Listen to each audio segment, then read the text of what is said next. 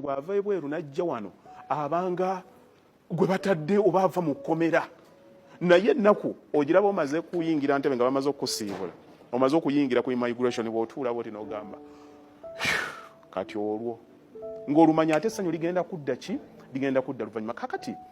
okubeera obwomu kiki kireetera lack of human contact okutuula ku wano nga bwe tutudde nga tunyumya kikuleetera ki kikuleetera kulowooza abantu batuuka mu mbeera bw'olaba firimu bw'olaba ki otuuka ekiseera n'obikola ki n'obikoowa now you summon yourself in a meeting otandika okweyita nga wekka no having a conversation teri muntu asinga kweyogeza mu nsi nga muntu abeera bweru ne weeyogeza era oyinza okuhavingira ddala good conversation oli nakukubira essimu nga toyagala nagikwata kubanga ebirowoozo byo bibiringa egiri gwe weebuuza gwe weddamu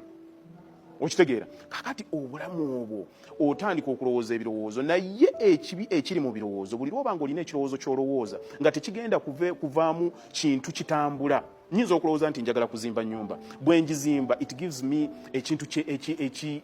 ekinsanyusa so nembeera nga ndi active but if I think and I'm not acting kitegeeza ndowooza bulowooza kati olowooza ebirowoozo n'obipanga ne biggwayo n'ebirowoozo ate kati ebirowoozo ne bitandika okulowooza. You sit down there, you think, then you start thinking about the thoughts themselves. And then the thoughts start thinking you. Kakati awo obwongo ne butandika okugenda mu chemicals ezitakola ki confusion. Now, bw'obanga oli ku kyeyo, olina ekiseera we twatuukanga nga ssaawa 9, nze ssaawa 9 obukodo bwange we bwajjiranga. Otulonga tunnuma, olumu bakusukuma bweru okole patro, obunyogovu obwo ne bukuyitamu, kati kawoza masigo oyo, natural obwongo bugamba olina okwebaka. Teweebase, abazaagala e Kampala bakoze eki?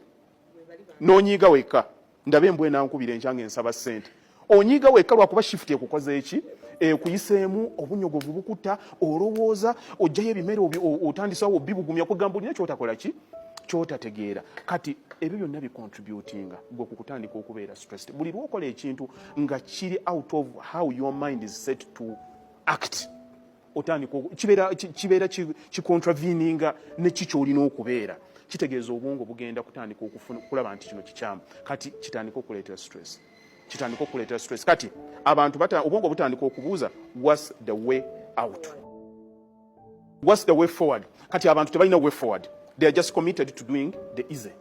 Akola ne bamusasula nasasula bills ze sente teziwera n'okikola omwaka gumu ogwokubiri ogwokusatu ogwokuna buli lwobanga tolina ssuubi kyova olaba ebigambo byaffe bino abantu babyesibako nti bibawaaki bibawa essuubi omuntu n'agamba mbadde mu katu naye onandaze nti nsobola okuva mu miguwa gino kati abantu babeera mu miguwa egyo ne gibasiba for a long time omuntu n'atandika abantu omanyi abantu tebafa nnyo to their mental health naye nkubuulira ne bw'okola ssente ezenkana ki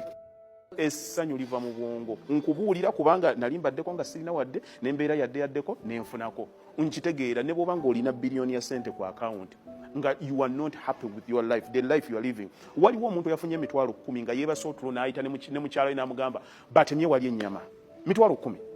gwe kati ng'olina kawumbi nga teweebase kitegeeza obwongo bwo wabukyankalanya dda nze nina ekiseera kye ntuuka abantu ne bakuba essimu ne sizikwata nentuuka ekiseera nga nina ozikwata kubanga neewulira nze nga omuntu neeteekamu omulimu nti singa nkeera ku makya nenkyakalanya obwongo bwange nendwala pressure nendwala sukaali bwe nfa we bamala okunteekayo mu ddakiika 10 abantu babalwanira mmere kati omugabo gwange mu nsi okwerabirira nga nze omuntu buvunaanyizibwa bwange